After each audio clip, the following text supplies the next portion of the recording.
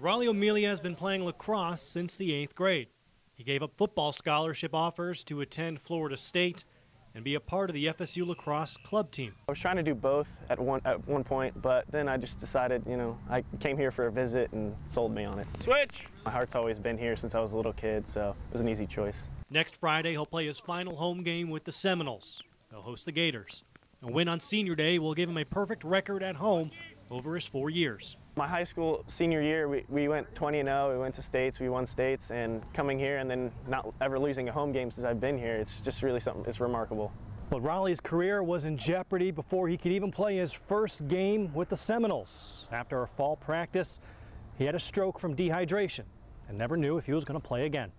I just started losing feeling in the right side of my body, and I had to sit down for a minute. Still ended up going to class, had a splitting headache, and once I got back, I was just in bed for 3 days, migraine, throwing up every day. Stay on 3. 1, 2, 3, stay! A lot of doctors told me that probably wouldn't be a good idea to ever play again. He now has a blind spot in his right eye, but Raleigh kept fighting. Oh, yeah. He's been a 4-year starter and is now a team captain. I had headaches every day for about a month. And once I got used to not moving my eyes more rapidly and getting used to the vision thing, lacrosse came back naturally. Never a complaint, just strap it on and go back at it again. Just a tough young man.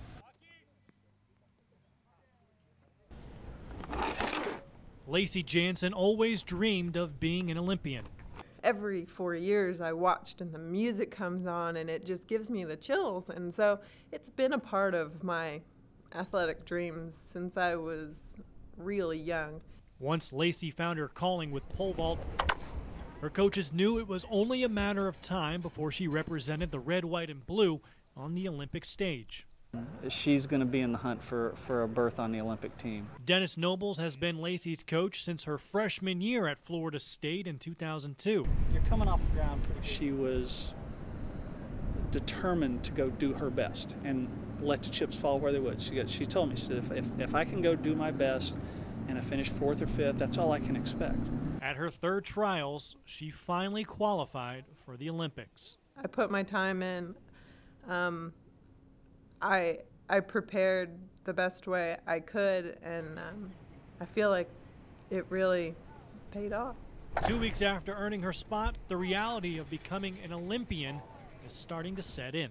I got fitted for the opening ceremony's outfit, and I came out and I was like, whoa, I look like what I've been seeing on TV all these years. In August, a dream over 10 years in the making will be realized when she will be highlighted at the Olympics. Sam Lane, WCTV Eyewitness Sports. It's not uncommon for siblings to follow in each other's footsteps when choosing where to go to college. Outside of having faith in God, I think having family is the most important thing in someone's life, and being away from most of your family, being in college, it can be a little tough. For Luke and Emma Laux, their decision to attend Florida State was influenced other than just by education. Luke is a 4-year member on the men's basketball team, and his younger sister Emma is a freshman on the women's team. When I came to Florida State, I would have never imagined in a million years Emma would end up on the women's team at the same university. It's been just like when we were little, except for now I have to call him like 30 times to get a hold of him. But having Big Brother around has made the transition from high school to college a lot easier. It's helped having someone up here just that you can always rely on if something happens. I remember the night before the first day of school in summer, I was kind of driving her around, showing her where the classes were, and that's something that I didn't have. I just kind of had to figure it out on the fly. Emma and Luke are the youngest of 4, which created a special bond before heading to college. They were always very close. Even in elementary school, Luke was always the big brother to her. He's been very, very nice to her. She's lucky. When we were really young, all kids bicker with their siblings when they're young. You can't do that. I can't spit it on my finger. First shot. As we grew up and gotten older, high school and stuff, it got a lot better, and now we're best friends. Emma really loved tagging around with the boys. I wouldn't call her tomboy. She was into girly things, but she also just loved the competition. They didn't even let me play. Well, see, the thing with Emma, she didn't just have one older brother. She had 3 older brothers, so I mean, we were pretty tough on her. I just lost Pig to my brother. It happens. It happens. Basketball, she's got a few years of hard work before my hips get old enough to where she can get by me, but Maybe in about 20 years when I can't move anymore, she can finally beat me in a game one-on-one. Even away from home, Luke still has that big brother mentality. I told her she has a 30-second rule with guys on campus, and no, they've dropped it to like 10 seconds now. If it's past a good 15 seconds, I come in and cut it off. Both Emma and Luke were destined to become Seminoles even before they were born. Their dad was a walk-on for the football team under Bobby Bowden, and they had two uncles attend Florida State. One of them ran track. The kids all love Florida State. We love the school, and we're just glad they're here together. It makes it a little easier on us. It was kind of cool to kind of have that family background, the family.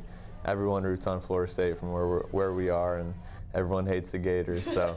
And it's a decision that no one has regretted.